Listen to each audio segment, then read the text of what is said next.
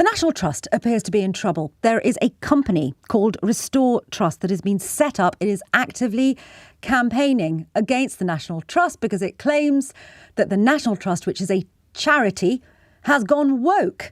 The interesting thing is, who is behind Restore Trust? Well, it is people like Lord Jonathan Sumption. It is people like Jacob Rees-Mogg. It is people like Neil Record, who was the former chair of the IEA.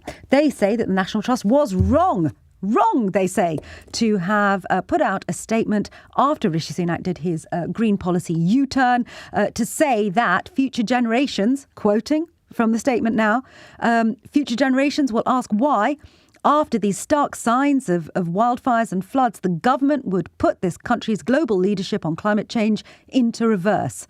Well, I mean, for heaven's sakes, the National Trust's job is to look after our natural environment. Surely that's what they should be doing. I say this as a member. I say this as a member of the National Trust. The reason I pay my subscription is so that they help protect the natural world, because I can't do it, and they should be there to advocate for it. In fact, it was part of their founding principles. So when this lot, Rees-Mogg and the rest of them, say it's outrageous, they shouldn't be political, they have always been political, because the environment is political, is it not? And I tell you what I think is at the heart of this, and this is what I want to discuss with you, I suppose, as well, is why is it some of our most trusted institutions, and believe me, the National Trust is one of them, along with the RSPB, the Royal Society for the Protection of Birds, tell me, why are they under attack now? What is this about? Because in my view, this is about nothing more than the Tory party, or parts of the Tory party, the radicalised right-wing arm of the Tory party, throwing under the bus the institutions that we love, the institutions that protect this country. It's literally is a kind of head in hands moment for me. Nothing is sacred.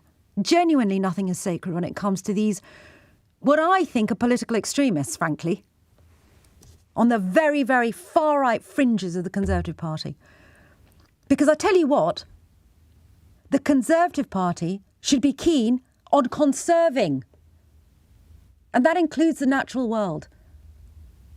So when an independent charity like the National Trust speaks up on behalf of the environment, and remember, the biggest threat to the land that they protect, to the shoreline that they protect, to the buildings that they protect, is climate change.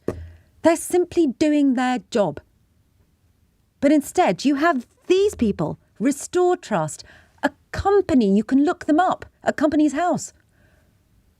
I do wonder where they're getting their money from.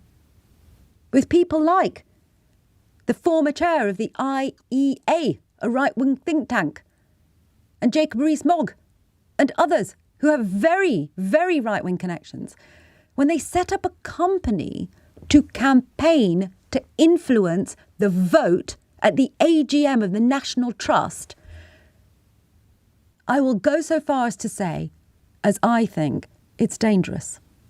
Dangerous for us as a society, because it is undermining our trust in independent institutions. And you know when the last time that happened was? When Liz Truss decided to attack organisations, independent institutions like the OBR and the Bank of England.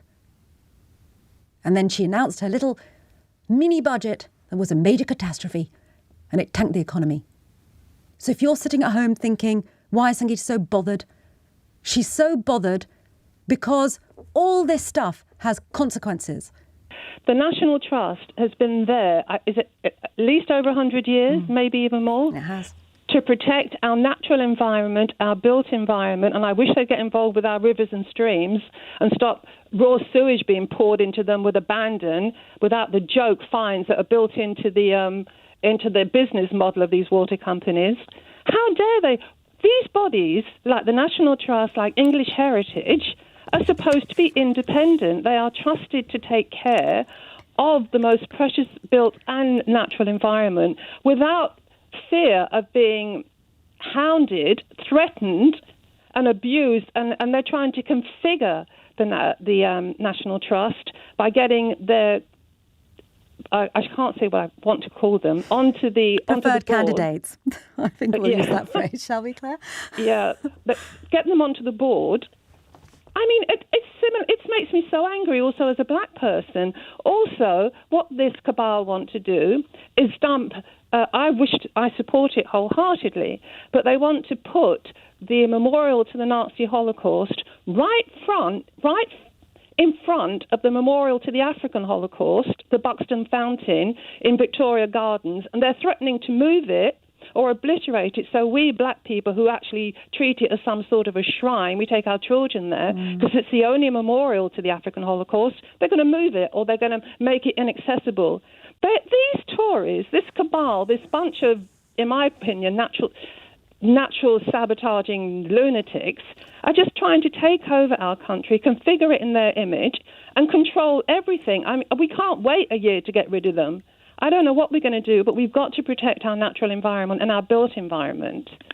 You were asking who some of these people are. Well, Jacob Rees-Mogg, we know, Tory peer and MP, one of the other directors of Restore Trust, since we did a bit of research, we think it's since the summer of 2022. She's 24 years old. She describes herself as an anti-woke campaigner, and she was formerly of the think tank Policy Exchange, which I think we can reasonably describe as right-leaning, free marketeering. Neil Record, I've mentioned before, who was chairman of the IEA from March 2015 to July 2023. Just to be clear, that was the think tank from which Liz Truss derived many of her ideas, and it was just yesterday, was it not, that it was an anniversary since she crashed the economy, but by placing some of those ideas into practice. He's now a board member of Restore Trust, which is this company, which is, as you've just heard from Celia, paying for adverts to try and ensure that some of its preferred candidates make it onto the board of the National Trust. I mean, it's incredibly well organised, all of this, isn't it? There's a guy called Neil Bennett, who apparently was a corporate communications expert. It's incredible. There's no end to it. No. Sangita, you tell the people of Lahaina in Hawaii that the whole town has been eviscerated by fires, there's no climate change. You tell the people in California who've lost their forests. I mean, listen, you tell the people in Minehead, the flooding, they had more rain in 1 week than they've had for the whole year. And these people are going to get onto our boards. They're going to configure and shape the National Trust, English heritage, all the rest of it in their own image. Set down resolutions that will overturn potentially things like banning fox hunting. Thank you. And what do? We're supposed to stand by and accept it.